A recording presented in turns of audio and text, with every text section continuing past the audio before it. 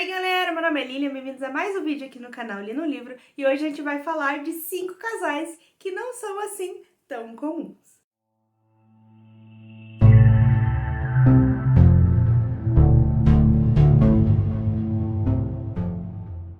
Em comemoração então ao Dia dos Namorados, que é hoje especificamente, eu decidi trazer algum vídeo aí que fosse relativo ao tema, mas eu não queria fazer aqueles tipos de vídeo tipo meus casais preferidos da literatura, ou os casais que eu mais amo, os casais que eu mais me identifico ou algo do gênero, porque eu sou uma pessoa super queridinha, eu acho todos os casais super legaisinhos, mas aí eu pensei, quem sabe eu falo então um pouquinho sobre casais que não seguem aquela fórmula ali super amorzinho, não seguem o padrão estabelecido e que se destacam por ser extremamente diferentes dos outros. Então eu bolei uma lista aí com 5 livros ou 5 casais que eu vou contar pra vocês, então, se vocês quiserem uma experiência com um casal diferentão. E começando já com o pé na porta, eu trago então Hellraiser, do Clive Barker. Aqui no caso, o casal que eu estou falando é o Frank e a Julia. Pra dar um contexto aí geral, mais ou menos, o Frank é uma pessoa aí que tem uma aventura, assim, gosta de aventuras meio muito loucas na vida, e ele vai atrás, então, de um prazer fora dos que ele já teve acesso. E ele encontra, então, no meio dessa jornada, a Caixa de Le Marchand, que é uma caixa que abre um portal para o inferno, onde você vai encontrar, então, os cenobitas, né, os sacerdotes do inferno.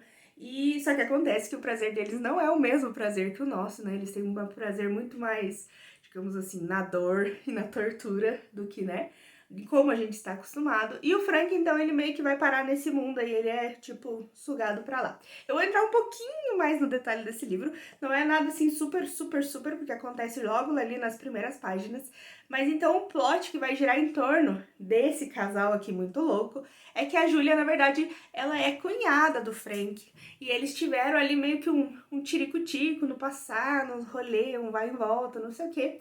E quando o Frank meio que desaparece, ele encontra uma forma de ele conseguir voltar, então, ao mundo dos vivos. E para ele conseguir voltar, ele meio que precisa, digamos assim, pegar corpos emprestados, ele precisa consumir corpos. Então é aí que a nossa querida Julia vai entrar, ajudando ele a fazer isso para tentar retornar, então, para o mundo que pertencemos. Para vocês verem que já é um plot super muito louco, mas eu acho que é muito legal porque nesse livro uma das coisas que mais funciona é realmente esse casal, é a química entre os dois, é essa loucura que ela faz por ele e, enfim, tudo que envolve é muito nojento, meio bizarro, meio pesado, super clima Clive Barker e inclusive um excelente começo, uma excelente porta de entrada para conhecer um pouco mais a escrita do autor, que vai para esse lado um pouco de terror mais pesado, mais descritivo, mais... e não é tão assim aquele padrãozinho de sustos, mas que deixa você assim meio bizarrado. Apesar do seu jeito super deturpado de ver as coisas, nem um pouco assim legais, digamos, principalmente com as pessoas que ela traz pro Frank consumir, eles são um casal assim que se gostam bastante, ou pelo menos a Júlia gosta muito dele. E enfim, é extremamente bizarro barra legal de acompanhar como esses dois aí interagem entre si. Fica aí minha dica de primeiro casal bizarrado. Seguindo aí a mesma linha quase do Frank e da Julia, eu trago então o Tobias e a Millicent, que é da minha adorável esposa, da Samantha Downey, que é um casal aí que por si só já chega chegando. Eles têm um hobby muito peculiar ali, um hobby do casal mesmo, muito peculiar, que é basicamente caçar e matar mulheres. Isso é o que faz eles ali acenderem a chama da paixão. Eles são um casal ali super comunzão, assim, ela é uma vendedora de imóveis, ele é um professor de tênis, eles têm 2 filhos, aqueles filhos assim, tipo, casalzinho perfeito, vivem na casinha deles, pagam a casinha deles, tem um carrinho, tem uma posição relativamente importante na sociedade daquela cidade pequena, todo mundo gosta deles, e eles se divertem escolhendo alvos de mulheres, caçando elas, assassinando elas, e tudo isso aí vai entrar, claro, num bolo de muita confusão, porque eventualmente a coisa não vai dar certo, mas é extremamente interessante, eu gostei dessa dinâmica dos personagens, dos dois estarem envolvidos, não é só um deles, e como eles trabalham tudo isso, principalmente eu acho que a personagem aqui mais forte de longe é a Millicent, mas é muito legal como eles tentam ali manter essa vida de aparências, levar tudo na mais forma rotina que der, assim, na forma mais normal ali, classe média possível. e quanto eles fazem essas atrocidades ali, quanto eles fingem que não levam essa vida muito louca. Então, mas é um casal muito interessante, a dinâmica deles é muito legal, ao longo do livro essa dinâmica muda bastante, eu acho que é extremamente interessante. Eu gostei bastante, não foi um super favorito, mas é um livro muito legal, então fica aí minha recomendação de casal muito louco, número 2. O próximo casal já não entra aí nessa mesma categoria dos dois primeiros, ele não é um casal que é muito louco, digamos assim, eles são um casal relativamente normal, mas que a sua trajetória é marcada por eventos muito, muito loucos. E eu estou falando do Steve Russell e do Philip Morris, do livro Eu Te Amo, Philip Morris, do Steve McVicker. Eu acho que é assim que fala o nome dele.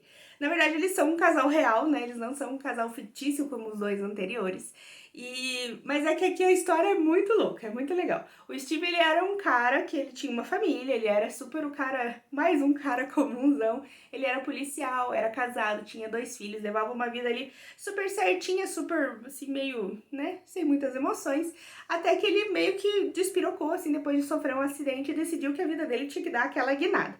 E ele, então, a partir desse momento, ele assume a sua homossexualidade e também ele decide que ele quer viver uma vida de luxo. E ele sai por aí fraudando cartões de crédito muito louco e, enfim, levando a vida que ele queria. Ele acaba sendo preso nesse meio do caminho e é lá dentro da prisão que ele vai conhecer o Philip Morris e a perspectiva da vida dele basicamente vai mudar completamente. Ele vai descobrir que o Philip é o amor da vida dele e que ele vai fazer tudo que tiver ao alcance dele para ficar perto do Philip, inclusive fugir de prisões, inclusive se passar ali por um gerente de uma fábrica super importante que ele não tinha nenhuma qualificação para fazer, ele se passa por juiz e por último ali quase pro final, inclusive ele forja a própria morte. Então é tipo assim, surreal o que esse cara faz, ele é muito inteligente.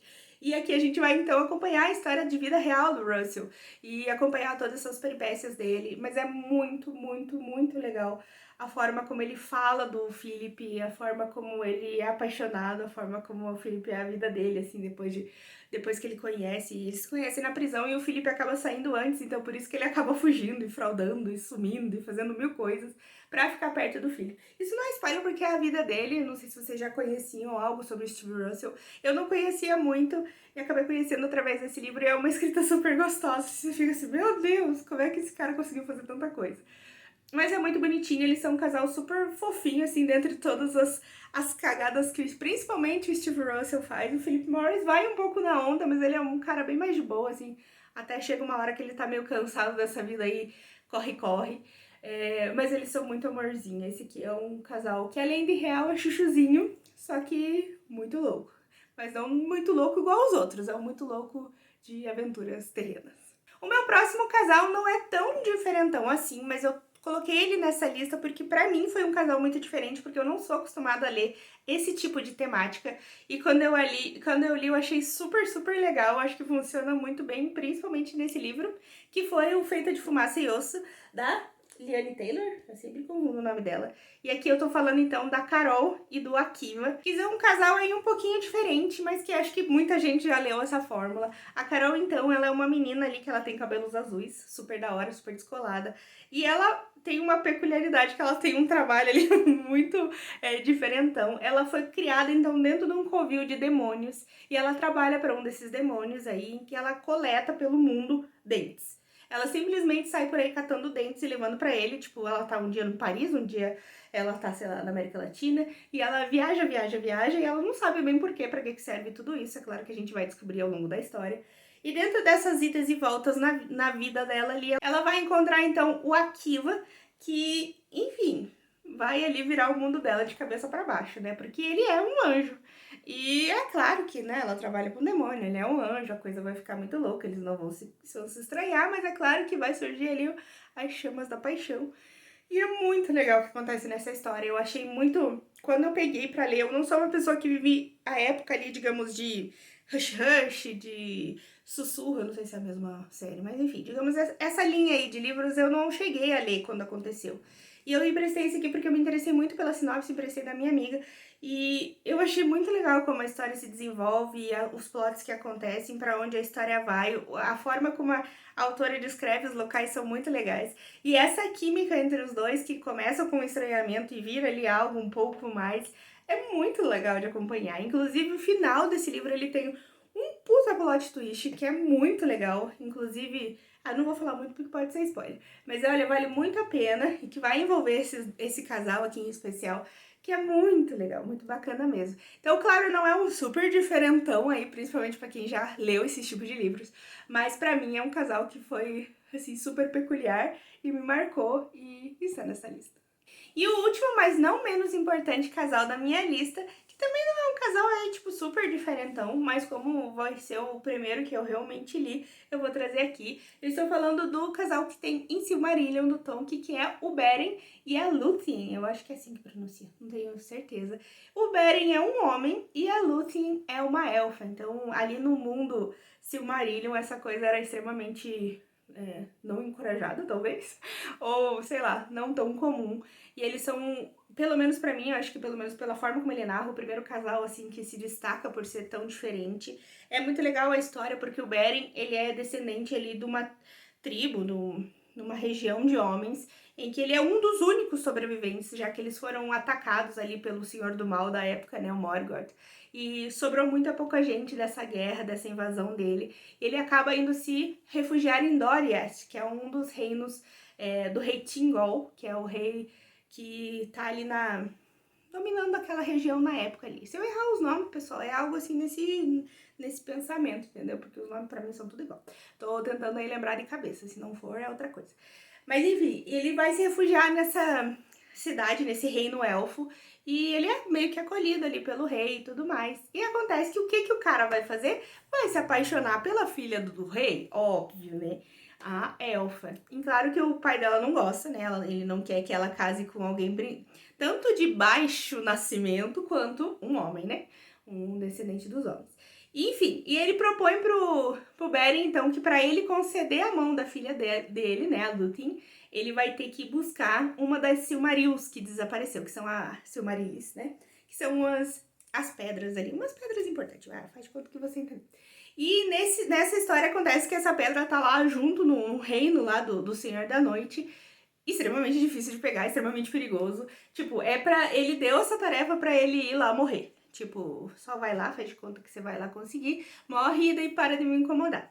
E acontece, né, que claro que o Beren vai e tudo mais, e daí a partir daí vai desenrolar a história dos dois. Eles já super se amam, já super são apaixonados ali, tipo, antes mesmo disso acontecer. E ao longo de toda a trajetória desse casal em específico, eles são muito amorzinho, muito fofinhos. Eu quero muito ver ainda de comprar o livro específico desse do Beren e da Lúthien. Eu não sei se tem coisas a mais, eu sinceramente não fui muito atrás pra pesquisar, porque esse é um capítulo do Silmarillion que é relativamente bem grandinho, então tem ali umas 40 páginas e a gente acompanha bem essa história. Mas creio que lá tem alguma coisa a mais, ou talvez anotações do Tolkien que não foi colocado no Silmarillion. Mas é muito bonitinho, é um casal super diferente. E dele, claro, veio outros casais interessantes aí que apareceram ao longo do mundo do Senhor dos Anéis, como é o caso do Aragorn e da Arwen, que eu acho que são, né, super famosos pelo Senhor dos Anéis, mas que, enfim, tiveram esses precursores aí que abriram caminho pra eles, digamos assim. E é muito legal, essa é uma das histórias do Silmarillion que realmente eu gostei muito. Claro que tem um monte de drama ali, um monte de vai e volta, que você fica assim, ninguém não precisava disso aí. Mas, enfim, né, são histórias antigas e histórias do Tolkien. E vale a pena, porque é bem legal essa história. Então esse é um casal fofura, diferente, mas muito fofura. Então, galera, por hora é isso. Obrigada por assistir o vídeo até aqui. Deixa aqui embaixo se você já conhecia esses casais, se você concorda comigo, discorda de mim, ou se você tem outros casais diferentões aí que vocês conseguem lembrar, conseguem assim, que vem à cabeça quando você pensa em casais fora do padrão, e digamos assim. E deixa aqui embaixo, eu vou gostar de saber. Se você ainda não é inscrito aqui no canal, se inscreve, curte, compartilha e ativa o sininho, todas aquelas coisas que se vocês fizerem, vai me ajudar muito, me deixar feliz. E, enfim, vocês vão poder acompanhar meu conteúdo um pouco mais de perto, saber de tudo, de novidades que surgem por aqui. Enfim, a gente vai se falando. Feliz Dia dos Namorados pra vocês e até a próxima!